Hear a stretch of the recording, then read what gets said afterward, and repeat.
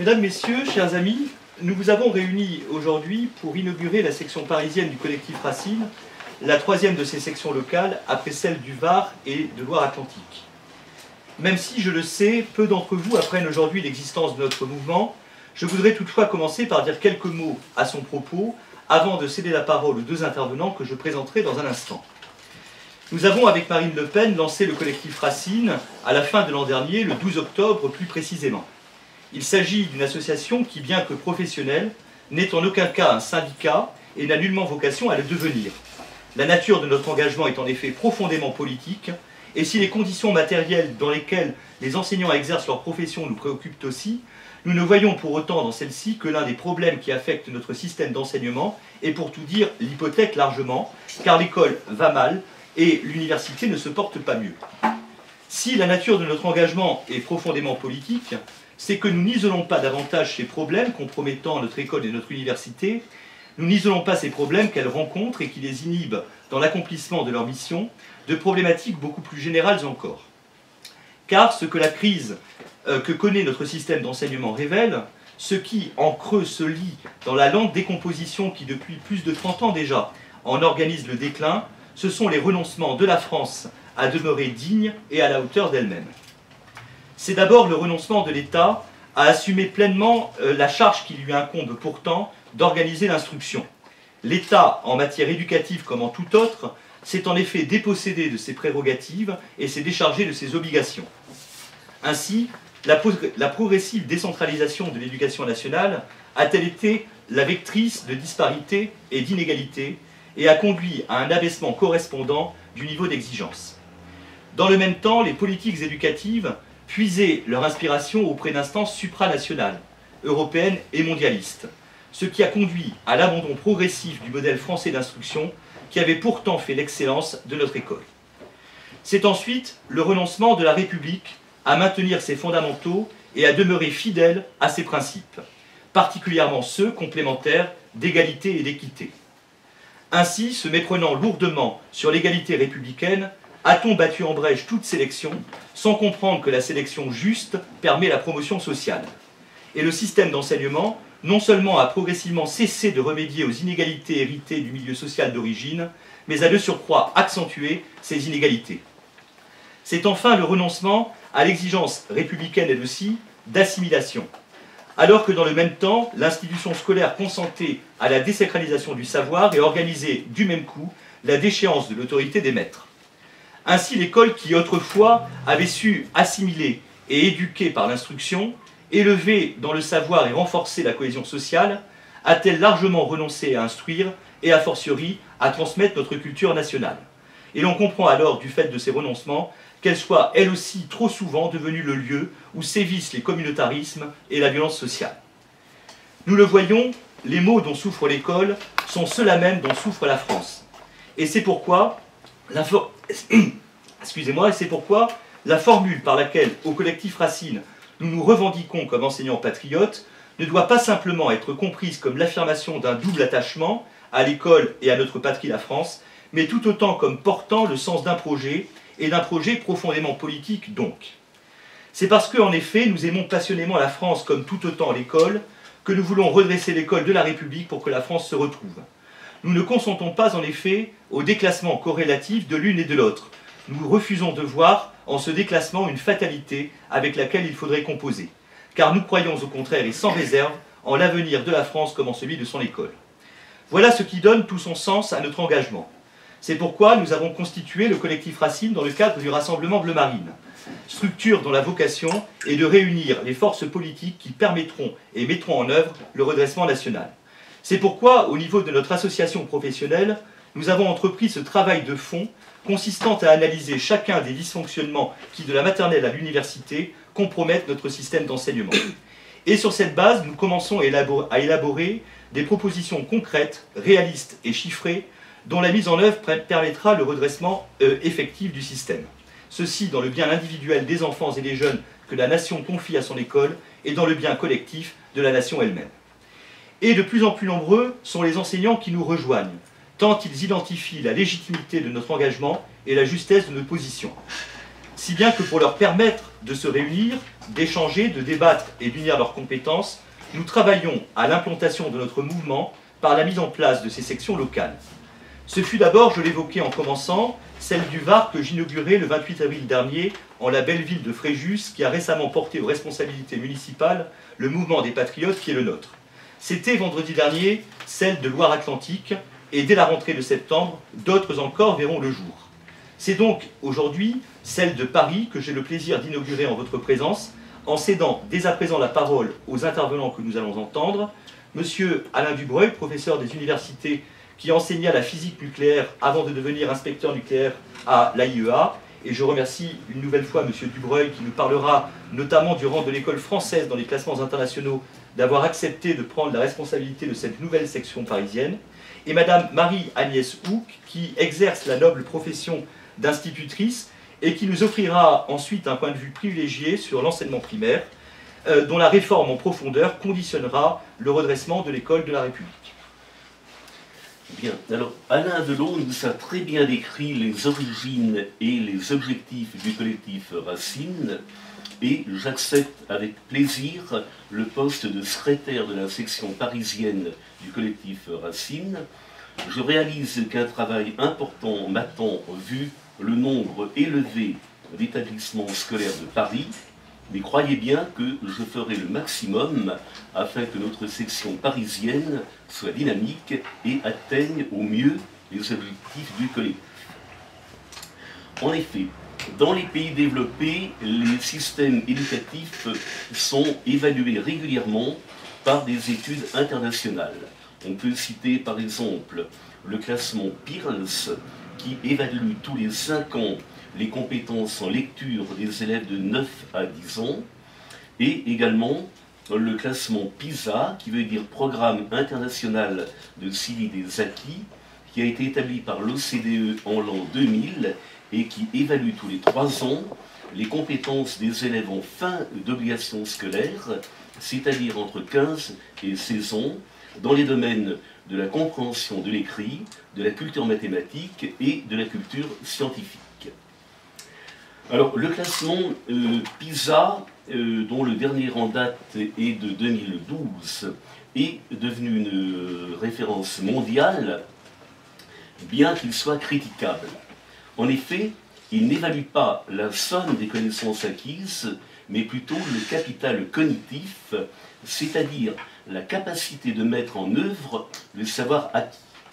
Ce qu'en France, c'est un petit peu différent au point de vue démarche. D'autre part, c'est un classement mondialiste qui ignore totalement les spécificités nationales. Ce qui fait qu'on trouve en tête de ce classement, par exemple Shanghai, Taïwan, des pays enfin, qui sont un peu différents des pays européens.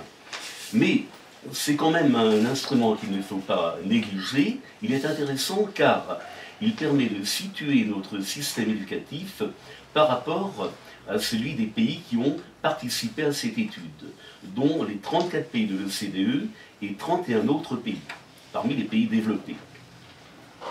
Alors, en 2003, la France faisait partie des bons élèves de l'OCDE, avec un classement relativement honorable, mais graduellement, notre situation s'est dégradée.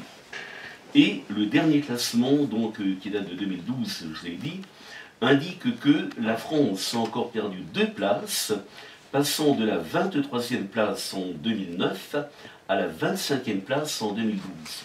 Ce n'est pas brillant, pas très honorable pour la France, c'est quand même la 5e puissance mondiale. On est 25e actuellement. Bon, alors en particulier pour les mathématiques, la France se situe au 25e rang, derrière la République tchèque, le Vietnam, etc.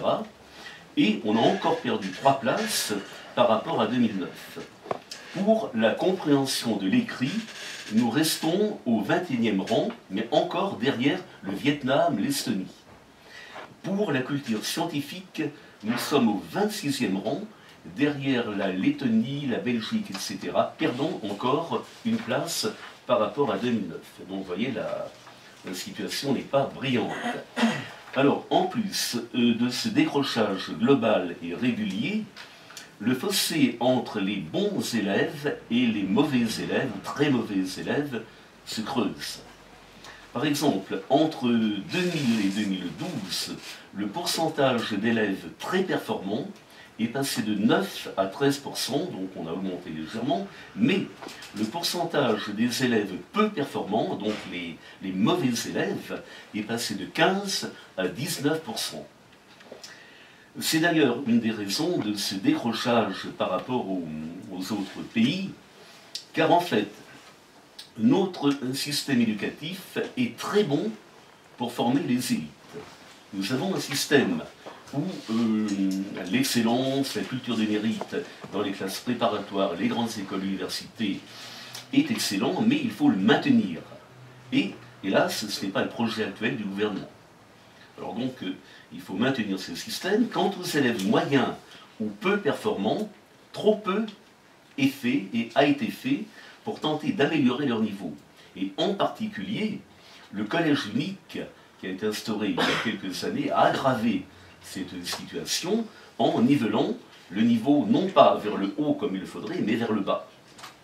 Avant, on avait des classes de niveau et on aidait en particulier les mauvais élèves de manière à tenter de les faire atteindre le niveau des bons et des moyens élèves, ce qui n'est pas le cas actuellement.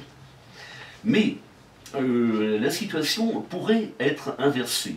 Et on a l'exemple de pays comme l'Allemagne, la Hongrie, le Portugal, etc., qui ont mis en œuvre des dispositifs pour repérer très rapidement les élèves en voie de difficulté ou de décrochage et pour leur apporter un soutien. Et cela a permis de réduire les écarts entre bons et mauvais élèves, et ces pays ont progressivement gagné des places dans les classements internationaux. Par exemple, l'Allemagne est partie de très loin, et dernièrement, elle est passée de la 20e à la 16e place dans les classements internationaux. Donc, la situation n'est pas irrémédiable si on veut l'améliorer, et qu'on mette les moyens pour l'améliorer. Alors, en France, hélas, après avoir longtemps nié les réalités, nos gouvernements ont quand même pris conscience et confirment officiellement, il y a peu de temps d'ailleurs, que le classement PISA est préoccupant. Donc c'est déjà une bonne chose qu'ils soient préoccupés par notre mauvais classement. Alors la réponse logique à cette situation désastreuse de l'enseignement serait évidemment celle que préconise le collectif Racine, dont Alain Velot a parlé tout à l'heure pour redresser notre système. Par exemple, il faudrait sortir du collège unique, il faudrait revaloriser les filières professionnelles, interdire les expériences pédagogiques dogmatiques qui ne sont pas du tout dans l'intérêt des élèves, etc. Mais le gouvernement a préféré se lancer dans ce qu'il appelle une refondation de l'école, avec plusieurs chantiers et une feuille de route qui est basée sur 25 mesures, déclinées autour de 7 grands axes, qui sont aussi imprécis et démagogiques que les uns que les autres. Par exemple, parmi ces mesures, il y a améliorer le climat scolaire. Je crois que tout le monde est d'accord, mais comment le faire? Bon, on n'en sait rien. Donner la priorité à l'école primaire. On est d'accord, mais comment le faire également? On n'en sait rien.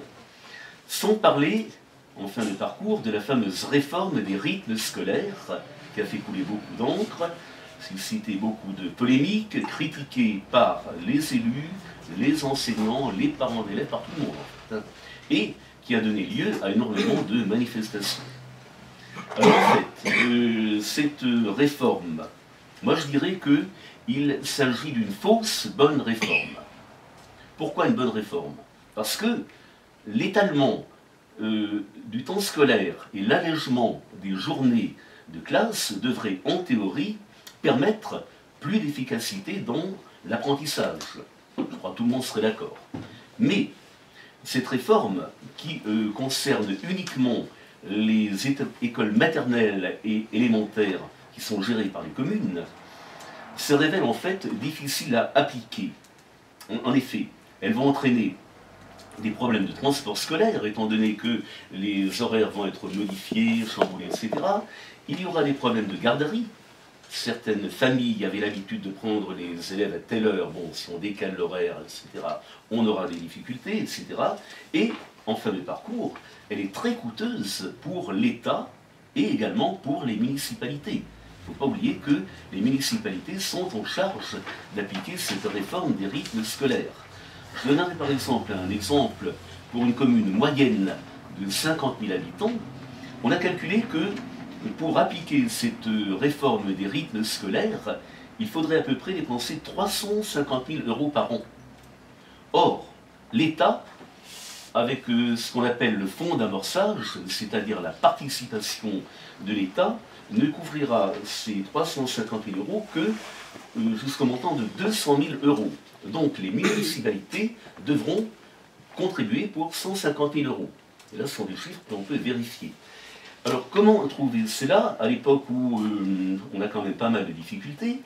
Les municipalités devront soit augmenter les impôts locaux, ce qui n'est pas tellement bien vu actuellement, soit demander une contribution financière des parents, que beaucoup refuseront évidemment, soit réaliser des coupes dans le budget des communes. Alors, quelles coupes? Le budget de l'aide sociale, etc. Bon, également, enfin, voyez, on arrive à quelque chose qui n'est pas très réaliste, d'autant plus que cette contribution de l'État sera, après pas mal de discussions, reconduite à la rentrée 2015, mais après, nous n'avons aucune garantie. Normalement, elle ne sera pas reconduite. Donc, la totalité des frais liés à l'application de cette réforme seront à la charge des municipalités. Alors, cette réforme-là a été initialement instaurée par le ministre Peillon, et vous devez connaître qu'il avait instauré 9 demi-journées par semaine, dont 5 demi-journées obligatoires d'apprentissage, et également les 3 heures d'activité périscolaire supplémentaires qui doivent être organisées par les municipalités. Alors là, ça se révèle très difficilement applicable et très coûteux. Et comme je l'ai dit, les élus, les enseignants, les parents d'élèves grognent, ils ne sont pas heureux. Et vu cette situation, le nouveau ministre, Benoît Hamon, a assoupli les conditions d'application de cette réforme en permettant de bloquer, entre autres, les activités périscolaires en une demi-journée. Alors que la réforme initiale demandait à ce qu'on dégage, par exemple, 3 fois 1 heure répartie dans la semaine. Alors en 1 heure, on ne peut rien faire. Si par exemple on veut faire une activité sportive, le temps d'aller au stade ou éducative ou autre. Bon. Donc là, c'est déjà un petit... enfin, quelque chose d'un peu meilleur. Alors en fait, en France, nous avons 24 000 communes qui ont un établissement scolaire devant appliquer cette réforme.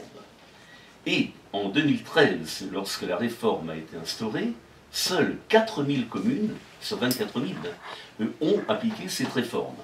Et beaucoup de ces communes l'ont appliquée pour être bien vue par le gouvernement, en disant voilà, nous suivons la réforme Peillon. Et alors maintenant, nous arrivons à la rentrée de 2014 et les autres communes, donc les 20 000 communes qui restent, devront appliquer cette réforme sous peine de sanction. Mais actuellement, chaque commune propose des activités différentes. Ça peut être de la peinture, du football, n'importe quoi. Bon, c'est la gabegie totale. Des horaires différents. Il y en a qui vont faire ces activités le vendredi après-midi, d'autres le mercredi après-midi, d'autres répartir dans la semaine. Avec qui va-t-on le faire? On va le faire avec des intervenants divers et variés qui peuvent être des bénévoles, des parents d'élèves, des personnels de la municipalité pas qualifiés, donc il y a également des problèmes de sécurité des élèves qui jouent. Et donc, en plus, chaque commune doit présenter un projet d'activité pédagogique avant le 6 juin, donc cela a été fait déjà, présenter ce projet à l'inspecteur d'académie qui doit le valider ou non. S'il n'est pas validé, l'inspecteur d'académie dira voilà, vous devez appliquer la réforme de cette manière, terminé. Bon, donc, on peut voir que c'est une gabegie complète et il faut bien noter qu'il y a 5% des communes, dont je crois Marseille, si je ne me trompe pas, qui refusent totalement d'appliquer la réforme. Et certaines communes disent non, on ne peut pas, on n'a pas l'argent pour appliquer cette réforme. Alors donc, nous, ce que nous pensons au collectif Racine, c'est que avant d'imposer cette réforme, il aurait fallu penser quand même d'abord aux activités que l'on aurait pu inclure pendant le temps dégagé et des activités dans l'intérêt des enfants. Alors pourquoi pas faire du soutien scolaire, des activités culturelles liées au patrimoine municipal, à l'histoire locale. Bon, il y a des tas de choses intéressantes que l'on peut faire. Et également, il aurait fallu dégager les moyens financiers nécessaires pour mettre en œuvre cette réforme. Donc, en conclusion, le collectif Racine apporte son soutien complet aux municipalités qui refusent d'appliquer cette réforme en l'état actuel. Donc je vous remercie. Bonjour à tous. Donc c'est à mon tour de remercier M. Avello et M. Dubreuil qui m'ont fait l'honneur de m'inviter aujourd'hui. J'espère ne pas faire trop de redites parce que je vois que monsieur a parlé un petit peu de. Vous pouvez compléter, je pense que vous êtes plus à l'aise que moi pour la partie primaire, pour la réforme, vous devez avoir plus d'informations que moi, certainement.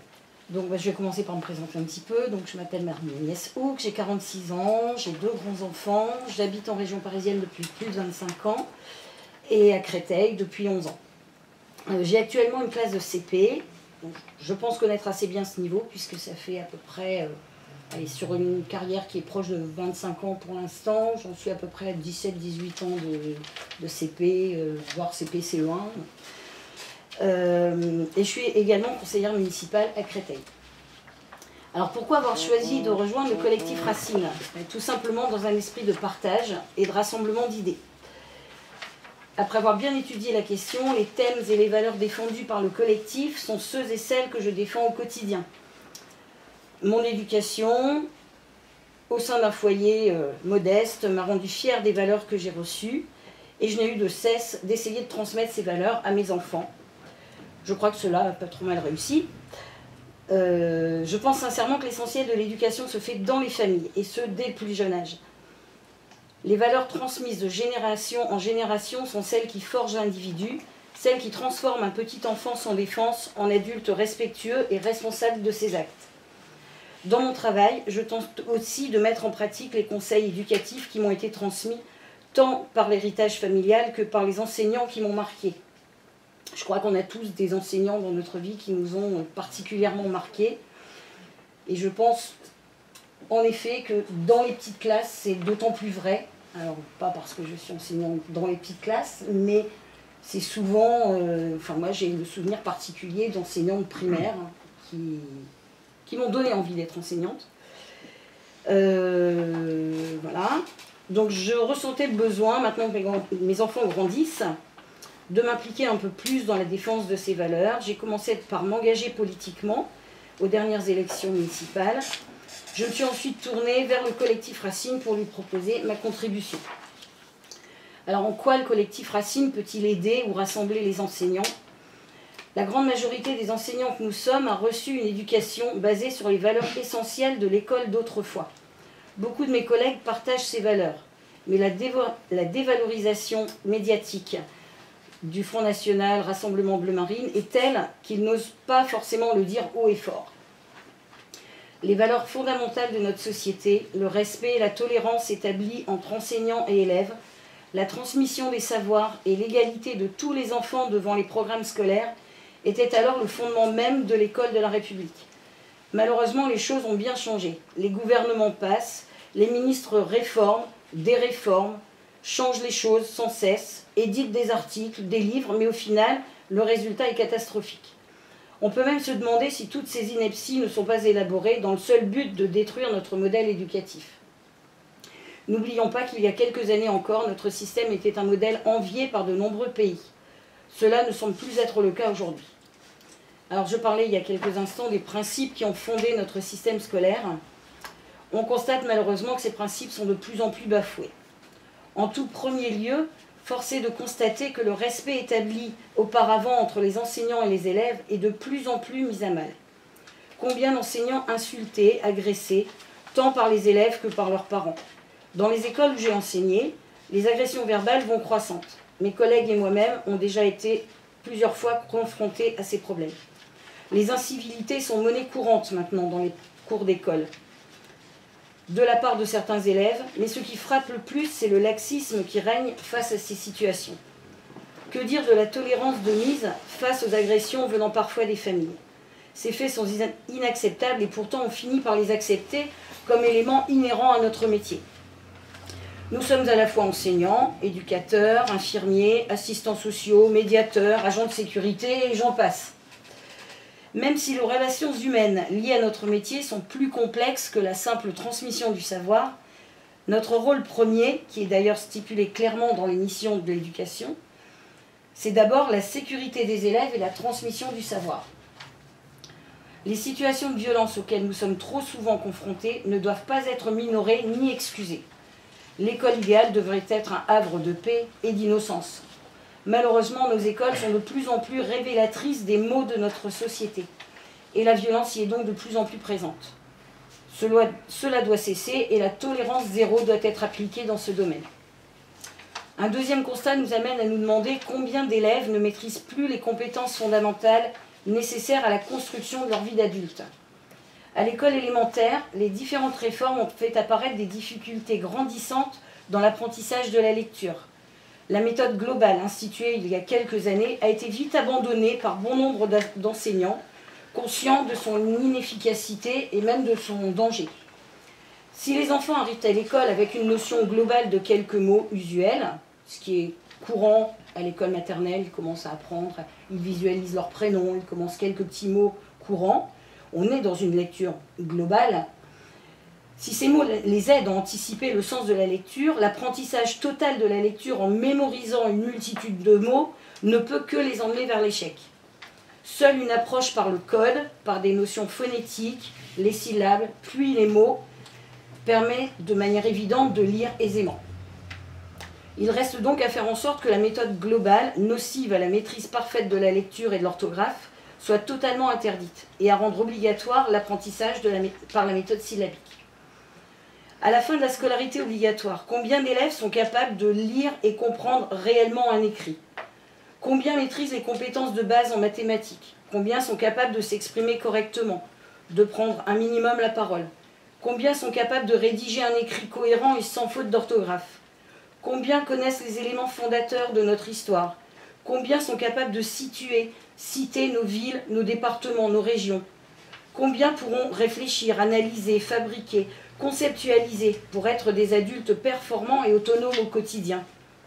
Voilà beaucoup de choses, beaucoup de questionnements, me direz-vous, mais c'est pourtant tout cela que l'on apprenait dans notre école d'autrefois. Avant que le laxisme, la manipulation et la mondialisation ne fassent leur œuvre. Nous devons rétablir la méritocratie pour entraîner nos élèves vers le meilleur et ne plus se féliciter lorsque l'on obtient le minimum. Un troisième point doit être souligné, l'égalité de tous les élèves devant l'accès aux connaissances. L'uniformisation des parcours à travers le collège unique est une catastrophe et a entériné le fait que de nombreux élèves accèdent au bac ou aux études supérieures en ne maîtrisant pas toujours les fondamentaux. Le collège doit permettre à tous les élèves de trouver leur voie, qu'elle soit dans une filière courte ou longue, qu'elle soit manuelle ou intellectuelle. Arrêtons de dévaloriser les métiers manuels sous prétexte qu'il n'y aurait que les métiers intellectuels qui aient un intérêt. Nous devons donner un véritable choix de vie à nos enfants. Mieux vaut un maçon compétent qui a choisi un métier qu'il aime qu'un employé ayant subi le cursus obligatoire sans avoir vraiment choisi son métier. Le modèle du collège unique doit donc être aboli. Demandons-nous également comment transmettre des savoirs et des valeurs lorsque le système éducatif fait tout pour que les enfants n'aient plus aucun repère. L'élève ne peut être l'égal du maître, et l'éducation ne peut se cantonner à un tâtonnement vers une hypothétique découverte. Le parent, l'éducateur, le professeur doivent rester les piliers de l'apprentissage quel qu'il soit. Cela passe par le respect dû aux enseignants, mais aussi par le respect des familles, qui doivent rester maîtres de leurs décisions en matière éducative. Une véritable reconnaissance du métier d'enseignant et un vrai respect de cette fonction sont essentiels. Une véritable reconnaissance également du difficile métier de parent. En bref, les enseignants doivent retrouver leur place et le système ne doit pas chercher à faire des parents des enseignants, ni des enseignants des parents. Pour terminer, un dernier constat s'impose. Réforme après réforme, l'école perd son efficacité et sa légitimité aux yeux de plus en plus de familles. Les familles sont inquiètes et elles ont raison. Il devient évident que le cheval de bataille des gouvernements successifs n'est plus l'instruction nationale. N'oublions pas qu'il y a encore quelque temps, ce n'était pas le ministère de l'Éducation nationale, mais c'était l'instruction publique. Ce qui donne bien ce que l'on veut faire entendre au milieu enseignant.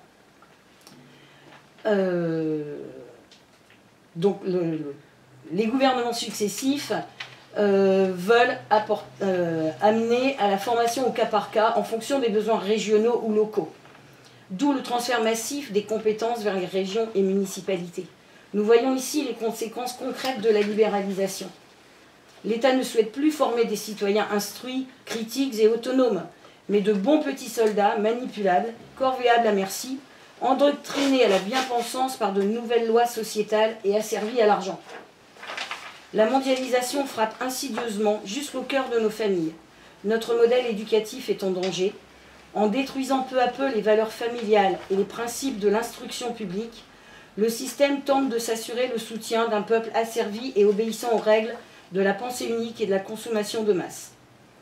Dans nos écoles, dans nos collèges et lycées, c'est au quotidien que nous nous battons pour que nos élèves reçoivent tous la même formation, qu'ils soient issus de milieux ou de régions différentes. L'école doit les former à affronter la vie à armes égales.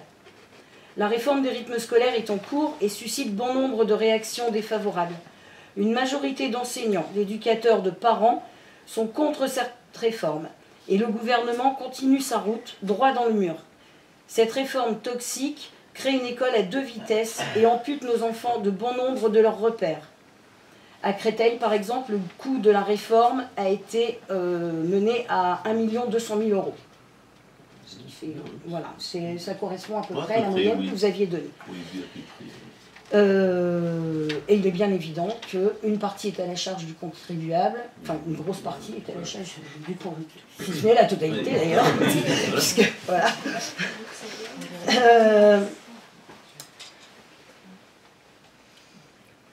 Donc une école à 2 vitesses, parce que dans les villes dites riches, des activités diverses, variées seront proposées.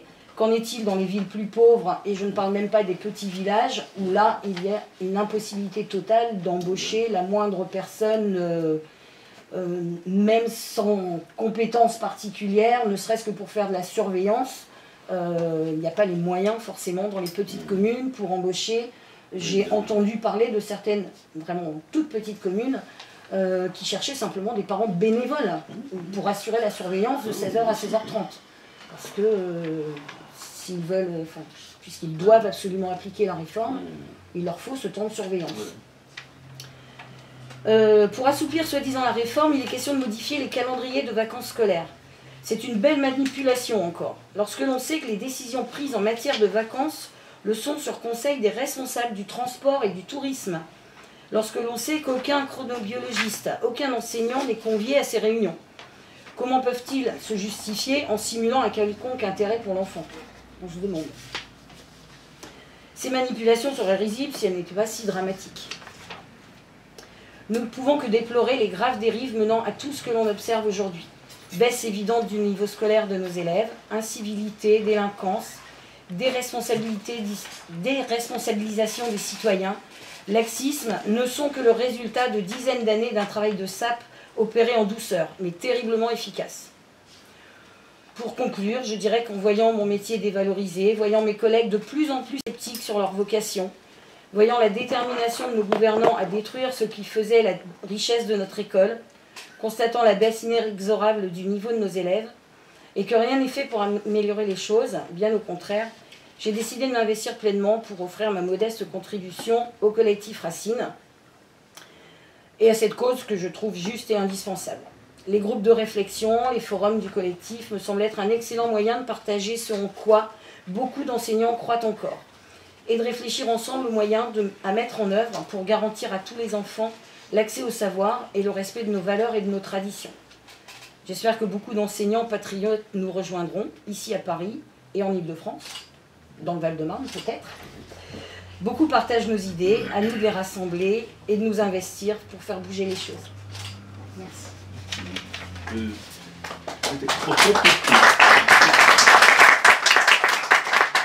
Pour compléter vos propos sur la sécurité dans les écoles, j'ai reçu un message d'une dame qui me dit textuellement « Je suis directrice d'une école dans le 15e arrondissement, dans un contexte extrêmement difficile, avec des agressions des parents d'élèves, des violences, des incivilités, etc.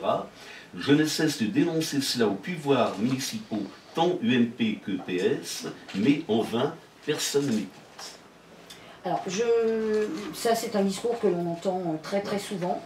Je dirais que sur Créteil, de ce côté-là, je ne suis pas la plus mal lotie. C'est-à-dire que nous avons quand même, tant d'un point de vue des services de l'inspection académique que de la mairie de Créteil, il faut bien l'avouer, certaines actions qui sont mises en place quand il y a des dérapages et des incidents, des incivilités, des mauvaises réactions de famille, etc. De ce côté-là, on est relativement soutenu. Mais il n'empêche que dans certaines écoles où je suis passée, c'était beaucoup plus compliqué. Et on essaye toujours de ménager la chèvre et le chou, de ne pas faire trop de bruit, pas trop de vagues, parce que forcément ça donne une mauvaise image de l'école. Il vaut mieux dire que tout va bien et qu'on vit dans le meilleur des mondes. Le fameux pas de vague de... Pas de vague. Voilà, ça c'est une habitude. Là actuellement, c'est vrai qu'on est plutôt soutenu. Mais il n'empêche que quand il y a des incivilités, il y a quand même des choses qui nous heurtent, où on se dit mais comment est-il possible d'avoir ce genre de réaction, tant de la part d'enfants, hein, des bagarres qui tournent à des... Je veux dire, si on n'était pas là, ça tournerait à l'émeute, quoi. On a des élèves maintenant qui... Si on ne les arrêtait pas, on ne sait pas jusqu'où irait la bagarre, quoi. Ils auraient du mal à s'arrêter. Donc ça fait peur, quelque part. Bon, pour certains, hein, pas tous, heureusement. Mais voilà. Je peux intervenir à ce sujet parce que j'ai été en coopération pendant 4 ans dans le Maghreb et j'ai jamais connu ni problème d'insulte, ni problème d'incivilité, et j'avais des classes qui dépassaient les 40 élèves. Donc il y a une question de volonté qui doit venir d'en haut pour faire régner l'ordre. C'est bien ce que je disais, il faut tolérance zéro. Tolérance zéro. Alors, il y a quelque chose qui ne va pas là-dedans. On est bien d'accord. Et même si on essaye de mettre en place, et une majorité d'enseignants, hein, c'est ce que je disais, il y en a beaucoup qui font le même constat, qui se disent mais c'est pas possible, comment faisaient nos anciens enseignants avec 60-70 élèves dans leur classe et ils arrivaient à les maîtriser. Et j'ai beau avoir exactement la même idée, je ne suis pas plus forte que les autres, avec mes 20 petits bouts, à certains moments, c'est très très compliqué, parce que justement on n'a plus ce soutien et cette tolérance zéro qui fait que on devrait pouvoir agir tout de suite sur le moindre événement, le moindre problème, pour qu'il ne se reproduise pas. Ça va dans le même sens que tous les problèmes de laxisme en matière judiciaire au niveau national. À partir du moment où on passe plus de temps, alors il faut expliquer les choses, on est tous parents, on sait qu'il y a une phase où on explique, mais en fonction de l'âge des enfants, en fonction du temps qu'on a passé à expliquer, il arrive un moment où la sanction doit être là, et on ne doit pas y couper. Et voilà, et c'est là où le bas blesse. C'est que quand on propose une sanction, eh bien, on se heurte à comment ça va être pris, comment est-ce que ça ne va pas empirer les choses, et donc on en est à faire du cas par cas, et il n'y a plus... Où est la règle établie? Voilà, il y a une jolie règle, ce que vous disiez tout à l'heure, resécuriser l'école, je ne sais plus quel mot vous aviez employé, enfin les jolis mots que l'on met autour du savoir-vivre ensemble, etc. Mais dans le concret, à quel moment dit-on stop, ça c'est interdit? Ah oui, bon, d'accord, c'est interdit, mais qu'est-ce qu'on met en place ou comme sanction, ou comme véritable action, pour que, en effet, il y ait une vraie tolérance zéro. J'ajouterai un tout petit mot pour ne pas monopoliser la parole. J'avais des élèves musulmanes, et ben, le port du voile était interdit à l'école. Et c'était respecté. Maintenant qu'elle le porte à l'extérieur, elle pouvait le faire, il n'y avait pas de problème. Mais à l'intérieur de l'établissement, le voile était interdit. Et la laïcité était respectée. Donc, et ça se passait en pays arabe en plus. Oui, mais je pense que là, sincèrement, c'est même pas une question du pays où on se trouve. C'est une question pure et... C'est purement et simplement du bon sens. Il y a un cadre à définir. Et à partir de ce cadre, ce qui est interdit, ce qui est autorisé, et de s'y tenir. Après que ça a été vécu, ou peu importe le système éducatif en fonction de chaque pays, chacun a son modèle et sa façon de fonctionner. Voilà, on peut ramener ça à des choses toutes bêtes, quoi, en classe, si on instaure... alors pendant un temps, il était question de demander que les plus grands élèves, quand le maître arrive, on se lève et on attend en silence et on s'installe. Si cette règle était purement et simplement établie et respectée avec une vraie sanction, alors, je ne parle pas de sanction, voilà. Non mais je suis sur quelque chose de très très simple, de très pointu, mais c'est uniquement un problème de volonté, quoi. Il faut une volonté politique qui dise, voilà, ce qui est autorisé, ce qui est interdit et oui, la marche à replacer, suivre. enfin, une question de repère, il y a tout simplement. un faisceau de raisons de toute façon à cette situation.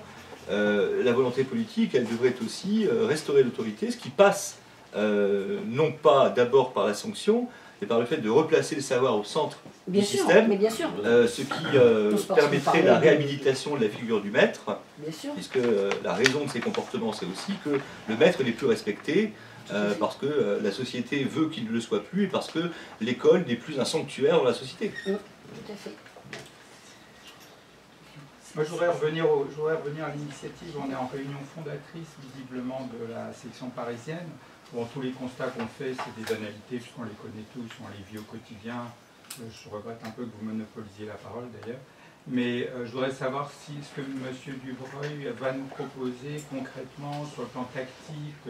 Est-ce que ce sont des groupes de travail? Qu'est-ce qu'on va pouvoir proposer comme solution plutôt que de reventer les éternels débats qu'on connaît? Je veux dire, pour l'instant, on n'a rien à proposer.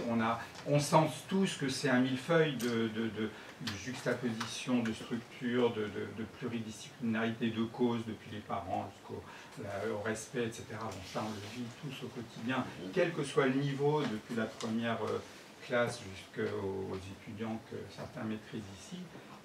Comment vous voulez nous organiser? Comment vous voulez que ça fonctionne? Aujourd'hui, je crois que c'est le moment d'en parler. Voilà. Après, on aura tous les débats qu'on veut. Alors, en pratique, voilà. L'action sur le terrain, je pense que nous ne pouvons pas avoir une action très visible sur le terrain. Bon, alors, entre nous, au niveau du collectif Racine, nous pouvons, dès le départ, faire des propositions, nourrir le site du collectif Racine qui permet à chacun de donner des commentaires, son opinion, etc. Et à partir de cela, nous pourrons faire une synthèse de tous ces commentaires, faire donc une sorte de livre blanc qui, dans l'avenir, servira de base à un programme éducatif pour 2017. Nous allons également, à partir du moment où nous serons assez nombreux, avoir des groupes de travail spécialisés pour chacun des niveaux éducatifs. Donc, évidemment, les problèmes à l'université ne sont pas les mêmes qu'à la maternelle, à l'école primaire, etc. Donc, nous allons tenter de faire des groupes de travail pour chaque catégorie.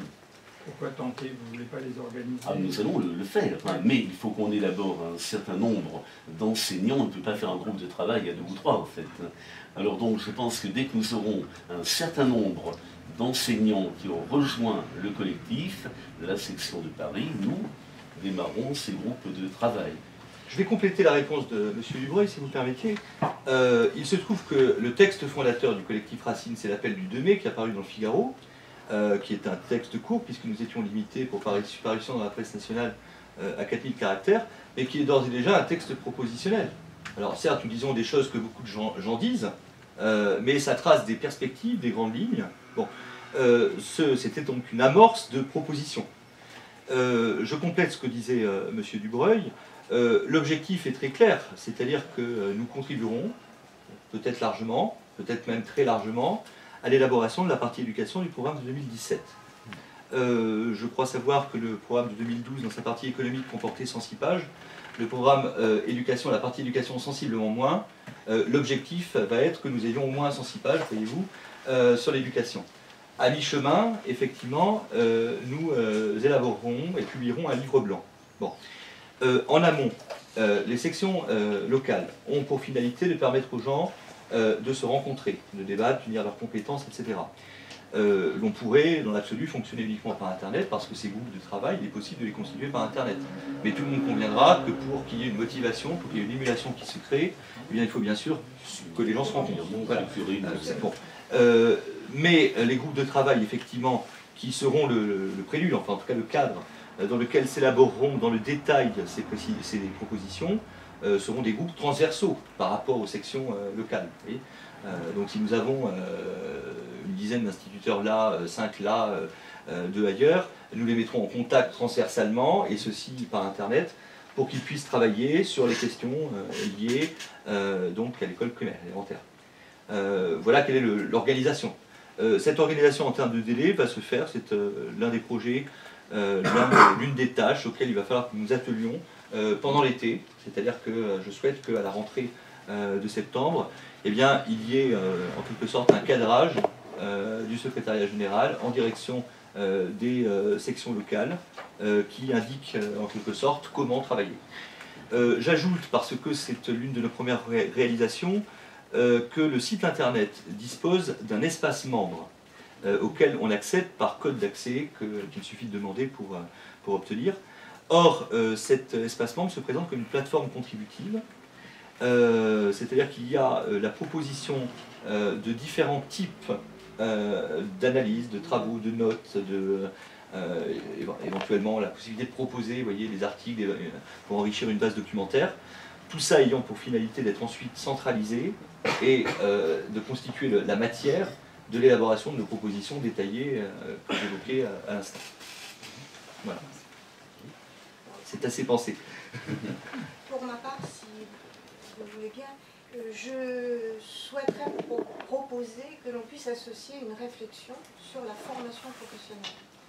Vous l'avez tous évoqué, c'est-à-dire qu'en définitive, nous retrouvons les dérives du système, nous les retrouvons dans une phase qui est celle, alors je ne vais pas refaire des constats, hein, mais tout simplement essayer de tirer une ligne transversale. Ce que soulignait Madame, nous le retrouvons au moment où les jeunes doivent être mis en emploi, puisqu'il n'y a plus le respect de l'instituteur, il n'y a plus le respect du futur patron. Nous le retrouvons aussi dans le fait que le système de formation professionnelle français, qui devrait être un système avec des objectifs et un véritable programme, n'est en définitive que le déversoir de tous ceux dont on n'a pas pu s'occuper pendant la scolarité habituelle. Et ça nous donne des taux de chômage des jeunes qui sont des taux de chômage exorbitants et qui ne sont peu après de se résorber en fonction des politiques qui sont mises en place en ce moment et des objectifs qu'on donne au pouvoir public et au pouvoir décentralisé et déconcentré en cette matière. Donc, est-ce que le collectif accepterait que nous puissions associer cette thématique à la réflexion, aux réflexions que vous avez menées, et que ça puisse être un thème à part entière, enfin transversal, puisque bien sûr... Donc vous nous parlez des personnes qui interviennent dans le cadre de la formation professionnelle, qui en sont donc des acteurs et qui peuvent effectivement du coup vivre les problèmes qui s'y rencontrent, c'est cela. Je parle de travailler sur comment on doit réorienter la formation professionnelle en France, c'est-à-dire les métiers, les filières métiers qui sont à la fois issus de l'éducation nationale mais en même temps gérés par les régions et qui n'ont plus aucune, j'allais dire, aucune stratégie d'efficacité. qui sont donc, c'est vraiment réfléchir sur les politiques de formation professionnelle qu'il faudrait mettre en place, comment elles doivent être en lien, réfléchies, intégrées avec la formation initiale, puisqu'en définitive, au moment où on va orienter, au moment où nous avons des conseillers d'information et d'orientation, comment est-ce qu'on intègre l'orientation vers les formations métiers, et qu'on cesse, comme le soulignait Madame et comme vous l'avez souligné, donc c'est véritablement, non pas uniquement sur les intervenants, mais vraiment réfléchir sur les stratégies, sur les politiques de formation professionnelle et comment on les articule avec la formation initiale, de manière à ne pas fabriquer de futurs chômeurs. Vous voulez inclure les formations en alternance, notamment, oui, c'est extrêmement important. Tout ce qui est le système de formation par apprentissage, puisqu'en plus il est double. Nous avons de l'apprentissage qui est géré par l'éducation nationale et nous avons de l'apprentissage qui est géré par les collectivités territoriales. Et nous n'avons aucune cohérence. Et notamment, nous n'avons pas de cohérence avec les branches professionnelles. L'État s'occupe... Oui. Ça, ça, hein. Et oui, l'État sur la formation, sur l'apprentissage. L'État, qui va ensuite déléguer à certains organismes, à des Greta, à la DAFO, etc. Mais le système de formation professionnelle, les contrats d'apprentissage peuvent être aussi bien gérés par l'éducation nationale que gérés par le système de formation professionnelle continue.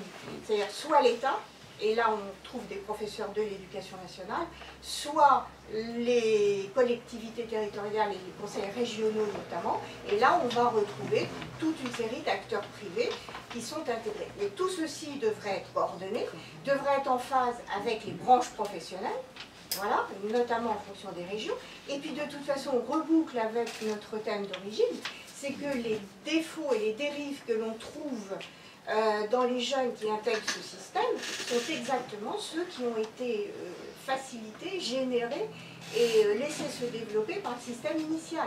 Voilà. Donc recréons une synergie dans l'ensemble de cette filière. Moi, ça me semble indéconnectable. Mais voilà, alors, pour dire, je suis à la fois professeur du supérieur en droit social, mais spécialiste du droit de la formation professionnelle. C'est pour ça que et je mets en place des chefs de projet en tant que politique de formation, et je peux vous dire que depuis 24 mois, je me suis mise en réserve de la République, puisque mon métier ne me permettait pas d'intégrer les politiques de formation des jeunes qui sont mises à l'heure actuelle en place. Donc la réputation ne me permettait pas de le faire, donc nous avons décidé d'arrêter tant que les politiques de formation professionnelle ne seraient pas sérieusement revues. Voilà. Excusez-moi, j'ai été un petit peu longue. C'est un domaine qu'on ne connaît pas. Serait-il possible de nous échanger le coordonnées tout à l'heure? Oui, oui, bien sûr, bien sûr. Et je vous propose également, si vous voulez, de lancer une section sur l'Indre-et-Loire, puisque pour l'instant, je me partage, avec ma fille qui est là, on se partage entre la Touraine, où nous avons réussi à faire entrer 2 conseillers municipaux à Tours, la Touraine et la région parisienne. D'accord. D'autant plus que la section d'Indre-et-Loire était éventuelle déjà. Voilà, nous avons déjà quelques personnes. Il n'est pas possible que nous soyons parlé au téléphone, il reste quelques semaines.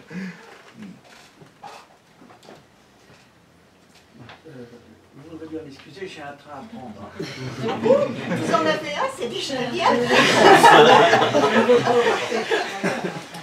J'ai beaucoup apprécié toutes ces interventions. Il y aurait beaucoup de choses à dire, et notamment en ce qui concerne l'intégration des jeunes dans l'économie, parce que c'est là le problème principal finalement. Former des gens pour qui et pourquoi, pour quel métier, et ça, point d'interrogation. Ils arrivent sur le marché du travail. Moi j'ai un fils qui avait une formation, il a fait une licence d'administration, il a fini ambulancier. Alors vous voyez qu'on est loin du monde. Allez, bonsoir. Bonsoir. Bien. Une petite remarque. Oui, je vous en prie. Non plus, je trouve qu'on a beaucoup excellemment parlé de la forme, de la discipline, des résultats, des méthodes, etc. Et on a un petit peu, vous madame, vous avez amorcé une réflexion sur le formatage idéologique que nous subissons, que nos élèves subissent. Et donc, on peut parler un peu aussi du fond et de qu'est-ce qu'on enseigne, est-ce qu'on enseigne vraiment des choses souhaitables. Je prends un simple exemple, c'est la théorie du genre, par exemple. Est-ce que véritablement, depuis la maternelle jusqu'à la terminale scientifique, est-ce que véritablement, c'est pas un scandale qu'on enseigne aux jeunes que les garçons sont des filles, que les filles sont des garçons, etc. Je crois que pour répondre à votre question, il faut rappeler, revenir sur la distinction à faire entre l'instruction et l'éducation. Les choses qui concernent effectivement les comportements individuels, et cette théorie prétend influer en réalité sur les comportements individuels, relève de l'éducatif. Bon. Le rôle de l'école, c'est d'instruire, c'est pas d'éduquer. C'est la famille qui éduque, on est bien d'accord. Elle peut médiatement éduquer par la transmission du savoir, mais dans ce sens-là, si vous voulez. Le savoir est quelque chose d'édifiant, qui éduque. Mais on doit partir de cette distinction-là. Donc effectivement, notre position est parfaitement claire là-dessus. Ce genre de théories qui n'ont aucun fondement scientifique du reste, qui sont de l'idéologie en même temps, nous savons bien qu'elle est comme toujours orientée par des intérêts particuliers, hein, communautaires en réalité, n'ont pas le droit de citer, ne devraient pas avoir le droit de citer dans l'école de la République, clairement. Alors, ça